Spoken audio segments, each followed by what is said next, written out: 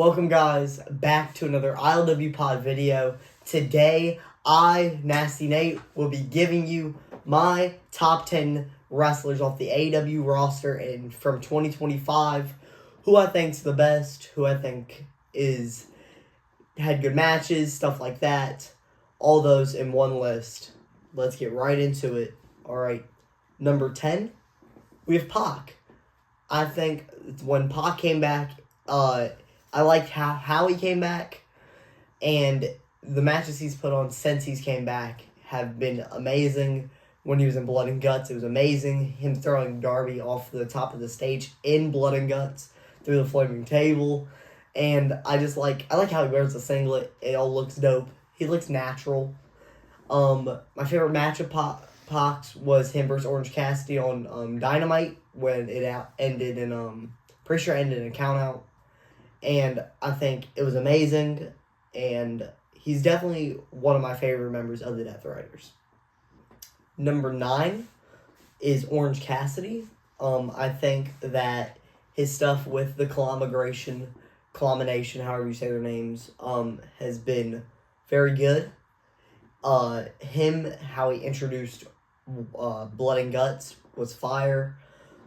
And I think that he's always been one of my favorites on the AEW roster.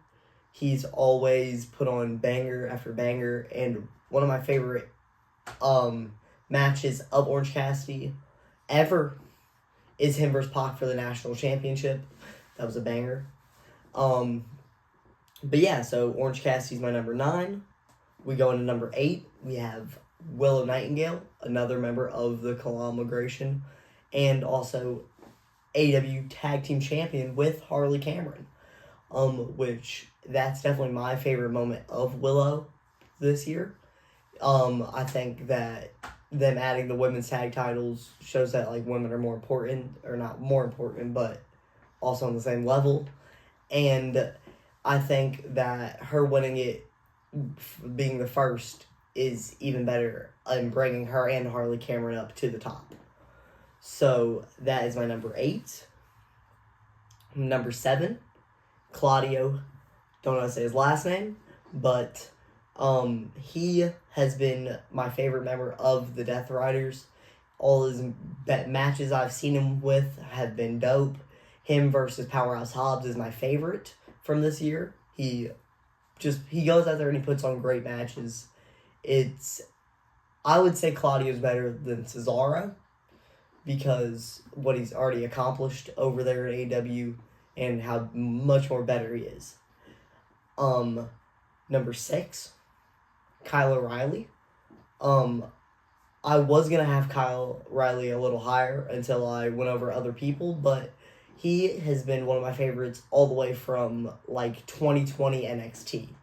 I've always loved Kyle O'Reilly ever since he went solo, and now he's kind of back in the collaboration, but he's not doing tag team matches like he was all the time in the Undisputed Era. So I like solo Kyle O'Reilly better, and he's just put on bangers in his little trilogy or whatever with Jon Moxley. That was dope. Those were definitely some of my favorite matches.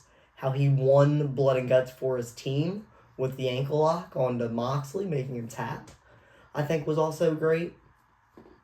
And he's just been always a high-level wrestler on my side of things. I love Kyle O'Reilly. And number 5 is Swerve. I think him at the beginning of the year, kind of with Will Ospreay, was dope. Him and Will Ospreay beating the Young Bucks for the EVPs was dope. And Swerve, I love his finisher, the house call. That's really good. And Prince Nana, who doesn't like who don't like Nana? So, and I think that what he came back now to do, what he's about to do with Joe and Hangman, is about to be even better. And I think we need to see Swerve as champion once again. Number 4, Kyle Fletcher. I think he's been on a phenomenal run this year. At the beginning where he beat Dustin Rhodes for that TNT Championship in that street fight was a banger. And I think his stuff with the Don Callis family, him kind of being the face of the Don Callis family, either him or Okada, whichever one. And I think that he just, even though he probably isn't the safest worker, he do be dropping people on their heads, but he still puts on bangers. Even just the other week, he wrestled Speedball Mike Bailey in the Continental Classic, was a banger. I think he needs to be more careful. But I also like how he got, like, title shots against Hangman Adam Page and stuff while being TNT champion.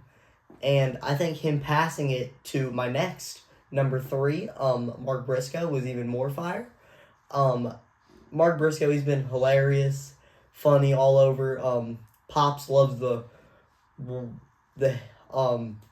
hillbilly kung fu. Pause. And the stuff with the collaboration was nice. He has just been really good this year. He's had shots against he had the matches with MJF. Those were bangers. Alright. And I think it's just time that he finally won a championship, and he's doing better now than just a couple, like, at the beginning of the year. So, going into my number 2, Bandito. I think that his stuff with Brody King has been some of the great. That's probably why I like AEW the most this year. They have the whole Brodito thing is probably the best tag team of the year right there. They were defending champions, and they put on bangers every match that they were in.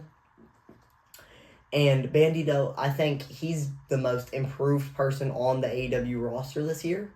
He still has the Ring of Honor World Championship, and I love his moveset, and his attire is also always dope. And I think he's the perfect sidekick to Brody King. And I hope that he's a future AEW World Champion. He's going big places. And now we go into my number 1, which is the submission machine, Samoa Joe. Listen, I've always loved Joe, even from the NXT days, and I think he should have been a world champion in WWE. They fumbled the bag, and here in AEW, he's already found more success than he did in WWE besides NXT, and he is now a 2-time champion. And he is just a believable champion. He goes out there, he'll kick you and beat you down. And I think that he is well-deserved for this title run. I hope it's a long title run. And